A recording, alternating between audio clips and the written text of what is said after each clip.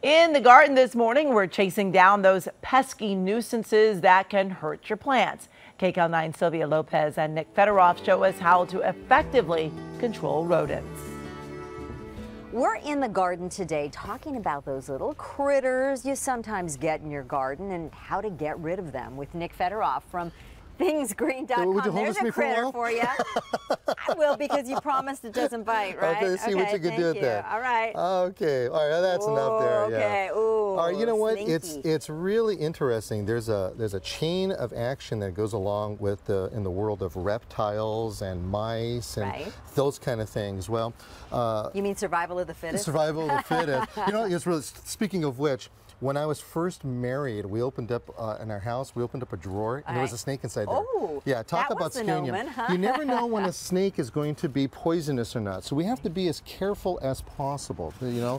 And so having snakes come into your yard is kind of a problem, of course. Right. Another problem that we have is that people will take things like they want to try to get rid of these little guys, right? And justifiably so, because they'll take and they will actually harbor fleas. And, you know, of course, they leave their feces behind. It's a problem. They do all kinds of stuff. Yeah, and, you know, and a lot of people don't want to start using traps because you start setting traps, boom. You lose a finger and something like that. Dangerous, So what they end up doing is that they go to rodenticides. And rodenticides are usually anticoagulants. And these anticoagulants basically means is that when the mouse or rat or vermin starts eating on these things, they begin to bleed inside. They bleed internally. It's kind of a painful thing for them.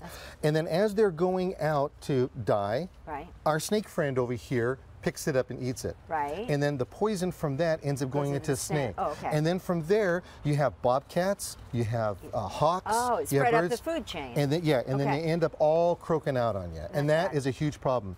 That's why on July 1st, we no longer are able to buy any kind of rodenticides. It's not going to happen.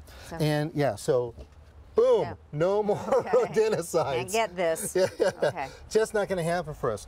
But we're very fortunate that we have eco-friendly alternatives to poisons, which is really kind of neat.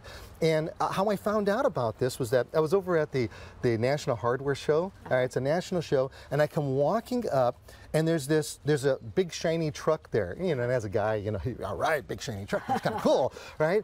And so I was admiring the truck. Then a few weeks ago, I was speaking for the Malibu Garden Club.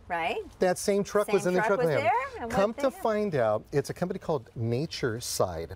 Nature-Cide. Yeah, Nature-Cide. And what they do is rodent control. So what they'll do is they'll come out and they'll spray, and they put up these barriers and things like that. And the things that they'll spray are stuff like, is this actually, which is an outdoor product, and it's essential oils.